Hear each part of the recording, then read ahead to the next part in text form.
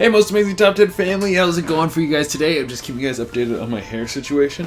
It continues to grow wildly like this. Look at how long it is now. It's so very long. Oh, nuts. Well, that's how it be. But when I get my hair cut after this pandemic, it's going to be an event. Alright, well, back in the toque to keep this bad boy contained. As you guys know, I'm your host Jay and welcome back to Most Amazing Top 10. I'm sure that a lot of you out there have had a friend send you a photo and said, oh my god, you look just like this person. And you think, do I look like that person? I thought it was way cuter than that. I've been walking around with this false sense of confidence this whole time. Well, in this list, we have people that are so similar that all of you at home might swear that they are actually related and possibly even twins, with today's list of top 10 strangers who might actually be twins. Twins separated at birth is a classic movie plot. For all of you at home who want some more Most Amazing Top 10 content, check us out on Instagram and Facebook. We are starting to do a ton of stuff over there. Well, we already do. Now there's even more because we're all in lockdown. So go check all that stuff out. Also, stick around until the end of this list because I'm going to be doing some more pet shoutouts, which you guys love so much.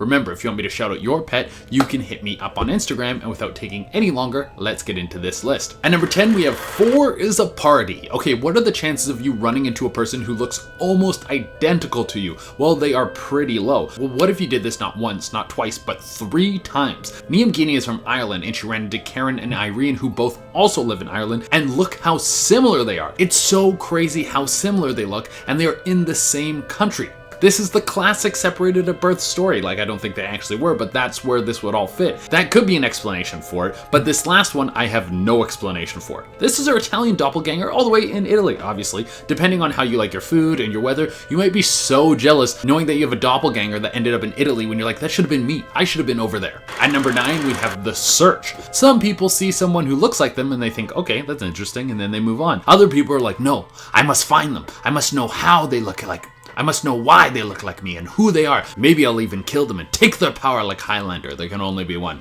That's what happened to Amanda Fisher. Well, she didn't try to kill this person, just so we know. Her friend first showed her a picture of this girl on Instagram, and she went on a mission to find out who she was. She didn't have a link to the Instagram account, so she made a side-by-side picture and then posted them online. The picture went super viral, and a lot of people thought it was a fake. People thought that Amanda had just taken 2 pictures of herself and put them beside each other, but then she got in touch with the girl. The girl's name was Meredith Pond, and once they got in contact with each other, they each started to share info. They even sent pictures of each other's moms to one another to see how deep the similarities go. At number 8, we have Is This Seat Taken? It's one thing to have your friend show you someone who looks like you or to stumble across someone's profile picture on Facebook. Maybe you even have a celebrity lookalike. If you do, you should make an Instagram account where you pretend to be like them, but you act super crazy. People will love that. But what about getting onto a plane and the guy sitting next to you looks just like you? And then you check into your hotel and the guy has checked into the same hotel as you. Well, my first thought would be that they're trying to steal my identity and they want to kill me and become me. Well, that's what happened here, except for the irrational fear part. They sat right next to each other and they had a whole flight to get to know each other. And then they decided to go out for a beer after.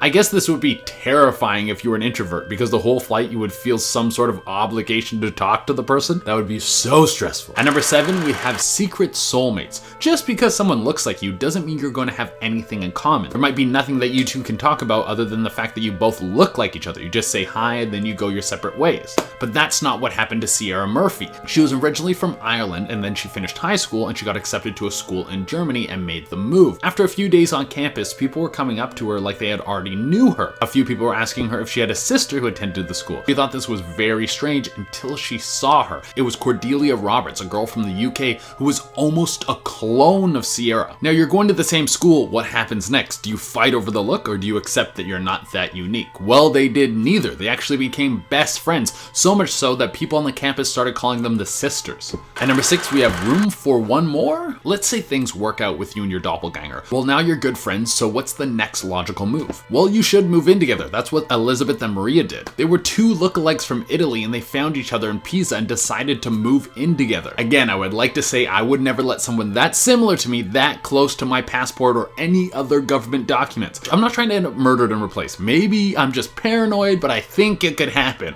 For these two, it doesn't seem to be the case. They are best friends, and the two of them have been living together for over 4 years.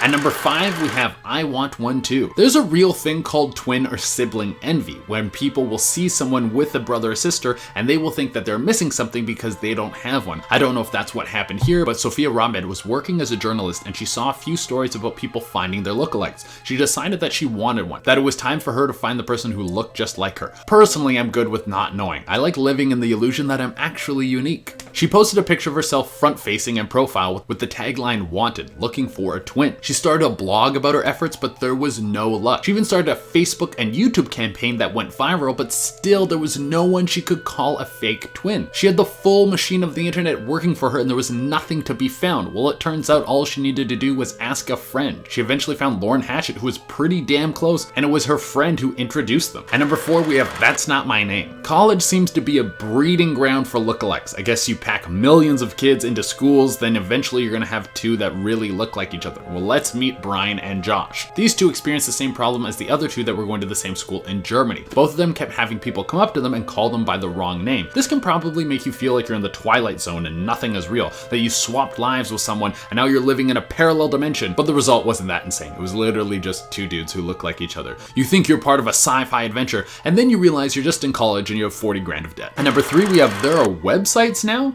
I didn't know this, but apparently there are websites that people can use to match up with a twin. Like this website, twinstranger.com. Now, how good do you think these websites would be at finding someone to be your match? Well, they are actually pretty spot on. A lady named Jennifer from Texas used this website, and how long do you think it took her to find someone who looked just like her? Well, if you guessed 5 minutes, you're actually right, it was exactly 5 minutes. After 5 minutes alone, the site linked her up with Ambra, who lived in North Carolina, and then the two met up. They were so similar that members of their family even freaked out. At number 2, we have the Brady Bunch. There's one thing having a person who looks just like you, but what if the similarities go even deeper? What if it's like Brady Fagel and Brady Fagel? That's right, these two strangers who look alike, they look like they've shared a womb, they also both have the same name, and the similarities go even deeper than that. They're both the exact same height, they're both 6'4", and they both need glasses, and they go even deeper than that. They both work as minor league pitchers. This isn't just a visual thing. These guys are living the same lives. It was so strange that Inside Edition did a story to find out if they were secretly related. They had the two do a DNA test and it turns out they aren't related, but the similarities are still so crazy.